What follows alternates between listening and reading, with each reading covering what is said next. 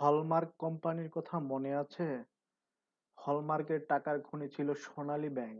দেদারসে টাকা নিয়েছে হলমার্কের মালিক দম্পতি তানভীর জেসমিন। সহযোগিতা করেছে রাঘব বোয়ালরা। 4,500 কোটি টাকার লোপাট, ব্যাংক লুপাটের ইতিহাস আসলেই ওটা একটা হলমার্ক, যা দেখে উৎসাহ পেয়েছে অন্যরা। কিছু লোকের টাকার খনিতে পরিণত হয়েছিল বেসিক ব্যাংক। সেখান থেকেও 4,500 কোটি টাকা লোপাট। জনতা ব্যাংকেও বিসমিল্লাহ গ্রুপের টাকার খনিতে পরিণত হলো। তার লুটপাট হয়েছে 1,000 কোটি টাকার বেশি। এমন করে গত কয়েক বছর ব্যাংক থেকে 12,000 কোটি টাকার বেশি লুটপাট হয়েছে। তবে চিন্তার কারণ নেই, আমাদের সরকার বাহাদুরের কাছে আছে সবচেয়ে বড় টাকার খনি। লুট হয়ে যাওয়া ব্যাংকগুলোতে মূলধন ঘাটতি মেটাতে দেওয়া হলো 12,000 কোটি টাকা এবং আরো 2,000 কোটি টাকা দেওয়ার প্রস্তাব করেছে নতুন বাজেট। সরকার উদারতা দেখিয়েছে, তবে বিষয়টা পরের ধনে পোদ্দারির মতো। কেননা ওই সব টাকার মালিক আমমোক্তার জনগণ, যাদের করের টাকায় গড়ে উঠেছে রাষ্ট্রীয় ব্যাংক। তাই যখন কোনো ব্যাংক থেকে টাকা লুটপাট হয়ে যায়, ডাকাতি হয়ে যায়, সেটা জনগণের টাকায় টাকায় যায়। আবার যখন ওই লুট হওয়া ব্যাংকগুলোর মূলধন ঘাটতি মেটাতে সরকার মহাশয় হাজার হাজার কোটি টাকা দান করেন, সেটাও জনগণেরই টাকা। জনগণের কাছ থেকে সরকার আদায় করে নানা কৌশলে নানা ধরনের কর আর শুল্কের নাম করে আমজনতা সে সবের কিছুই জানে, অধিকাংশই জানে না। আবার এই সেচ সরকার গত বছর ধরে তেলের দারুণ ব্যবসা করছে, বিশাল অঙ্কের মুনাফা করছে। সেটাও কিন্তু জনগণের পকেট থেকেই টাকা খসিয়ে হচ্ছে। গত কয়েক বছর সরকার জনগণের কাছে নানা ধরনের তেল বিক্রি করে 20,000 কোটি টাকার বেশি লাভ করেছে। কি দারুণ ব্যবসা! প্রতি লিটার অকটেনে কমপক্ষে 27 টাকা, পেট্রোলে 23 টাকা, ডিজেলে প্রায় 16 টাকা এবং কেরোসিনে প্রায় 17 টাকা লাভ করছে। অর্থাৎ আন্তর্জাতিক বাজারে দাম দাম কম দামে কিনছে, আর দেশের বাজারে নিজের জনগণের কাছে উচ্চ দামে বিক্রি করছে। দাম কমানোর লক্ষণ নেই, অজুহাত হিসেবে বলা হচ্ছে সরকার কোম্পানি আগে কয়েক বছর নাকি ভর্তুকি দিয়ে তেল বিক্রি করছে, জনগণকে কম দামে তেল দিয়েছে, তাতে লোকসান হয়েছে, তাই এখন পুষিয়ে নিচ্ছে। কি চমৎকার যুক্তি! আমরা যারা জনগণ রাষ্ট্র, তাদের সাথে মারোয়ারি কারবার করে মুনাফা লুটছে। তবে যে টাকা আগে ভর্তুকি দিয়েছে, সেই টাকার মালিকও যে জনগণ ছিল, সেটা সরকার মহাশয় বোধ করি ভুলে গেছে। আবার এখন যে টাকা দিয়ে তেল আমদানি করে সরকার ব্যবসা করছে, সেই টাকার মালিকও জনগণ।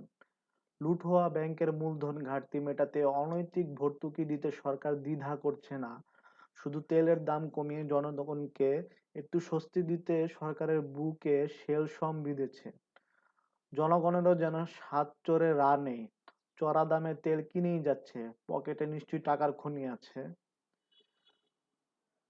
সরকার নিজেই যখন জনগণের সাথে অন্যায্য ব্যবসা করে, তখন অসাধু ব্যবসায়ীদের কেন উপদেশ বাণী শোনানো হয় খামোখা? সেই জন্যই বোধ হয় অসাধু ব্যবসায়ীরা সরকারের কোনো উপদেশ কানে নেয় না, কারণ সরকার মুখে যা বলে সেটা নিজে করে না। যাই হোক, জনগণের পকেটে টাকার খনি নিশ্চয়ই জানেন মাননীয় অর্থমন্ত্রী। জানেন বলেই তো তিনি তার জীবনের শ্রেষ্ঠ বাজেটে এমন ভাবে কর জাল বিছিয়েছেন যেন চুনোপুটিও কর না দিয়ে পার পেতে না পারে। প্রত্যক্ষ কর বা আয়কর না দিলেও পরোক্ষ কর বা ভ্যাট দিতেই হবে। ধনী গরিব সমানে সমানে ভ্যাট দিতে হবে। আকস্মিক বন্যায় ধান হারানো হাওরের অসহায় কৃষক বা মরার তাণ্ডব থেকে বেঁচে ফিরে আসা বঙ্গোপসাগরের জেলেদেরকেও দিতে হবে নানা ধরনের কর। জেলেরা যেমন কারেন্ট জাল পেতে চুনোপুঁটি সব ধরে ফেলে, তেমনি কর জাল পাতা হয়েছে। না কর না দিয়ে রেহাই নেই। 4 লক্ষ কোটি টাকা বাজেটের সিংহভাগ যোগান দিতে হবে জনগণকে।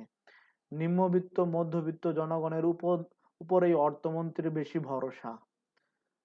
তারাই যোগান দেবে সিংহভাগ টাকা। অর্থমন্ত্রী মহোদয় নিশ্চিত করে জানেন, শুরুতে একটু উচ্চবাচ্য হবে, যেটা প্রায় সময়ই হয়। আর অনেক বড় বড় ঘটনা ঘটবে, যেসব নিয়ে জনগণ ব্যস্ত থাকবে, তাকে নিয়ে সমালোচনা বেশি দিন চলবে না। সেই আত্মবিশ্বাস নিয়েই অর্থমন্ত্রী তার বাজেটকে 9 বছরে এমন ঢাউস আকার দিতে পেরেছেন। 1972 সালের প্রথম বাজেট ছিল 1000 কোটি টাকা আর কম। 1 লক্ষ কোটি টাকার কাছে পৌঁছাতে সময় লাগে আরো 36 বছর। সর্বপ্রথম অর্থমন্ত্রী আবুল মাল আব্দুল মুহিত বাজেটকে 1 লক্ষ কোটি টাকার উপরে নিয়ে যান। সেটা বেশি বেশি দিন আগের কথা নয়, এই তো 2009 সালে। তারপর থেকে প্রতি বছর আকারে বেড়ে গড়ে 40,000 কোটি টাকার বেশি, যা এখন 4 লক্ষ কোটি টাকার উপরে। 1 বছর পর বাজেটের আকার হয়তো 5 লক্ষ কোটি টাকা হবে। তখনও ভরসা জনগণ, নিম্নবিত্ত আর মধ্যবিত্ত জনগণ। বিগত বছরগুলোতেও জনগণ টাকায় সরকার চলছে, এই বছরও চলবে, আগামী বছরগুলোতেও চলবে। জয় তো জনগণ। টাকা আর টাকা যেন টাকায় সয়লাব দেশ। দেশের গণ্ডি পেরিয়ে টাকা আন্তর্জাতিক পরিমলেও গেছে, পাচার হয়ে গেছে। গ্লোবাল ফাইন্যান্সিয়াল ইন্টিগ্রেট হিসেবে শুধু 2014 সালে পাচারের পরিমাণ হচ্ছে 72,872 কোটি টাকা। 2005 সালে 2014 সাল পর্যন্ত সময়ে মোট পাচারের পরিমাণ 6,0868 কোটি টাকা। দেশ থেকে যত টাকা পাচার হয়েছে সেই টাকার মালিক কে?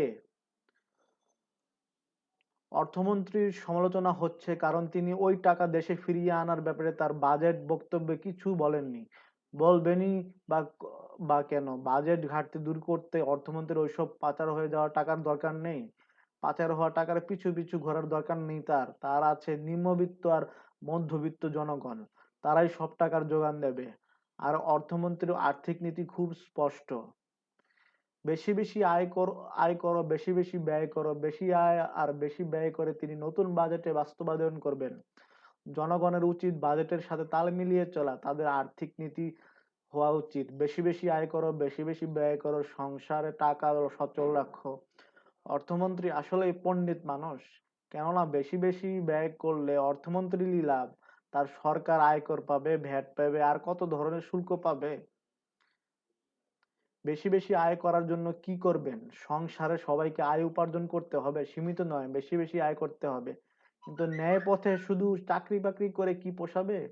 চাকরির পাশাপাশি তবে আরো অন্য কিছু করতে হবে উপরি আয়ের জন্য। আয় আপনাকে বাড়াতেই হবে, তা না পারলে সংসারের চাকা থেমে যাবে। দোষ কিন্তু তখন সরকারকে দিলে চলবে না। উপায় কি তাহলে? সবচেয়ে সহজ উপায়, ঘরে ঘরে যদি টাকার খনি পাওয়া যায়, অর্থমন্ত্রী যত খুশি কর ভ্যাট শুল্ক আরোপ করুন, আমাদের কোনো অভিযোগ থাকবে না। শুধু যত খুশি গ্যাস বিদ্যুতের দাম বাড়ান, যত খুশি ব্যাংক আমাদের উপর আবগারি শুল্ক বসান, যত খুশি দ্রব্যমূলক বাড়ুক না কেন, আমরা উফাক করব না। আমরা সব দিব, যতটা ইভেন দিব, তার অনেক বেশি। ঘাটতি বাজেটে উদ্বৃত্তি বাজেট করে দিব। আমরা শুধু ঘরে ঘরে ঘরে টাকার খনি চাই। আমাদের টাকার মেশিন সরবরাহ করতে পারেন, আমরা টাকার বন্যা বয়ে দেব। আমাদের মাত্র একটা দাবি পূরণ করুন, আমরা আপনার হাজার হাজার দাবি পূরণ করে দিব। লেখক শাকায়েত লিটন।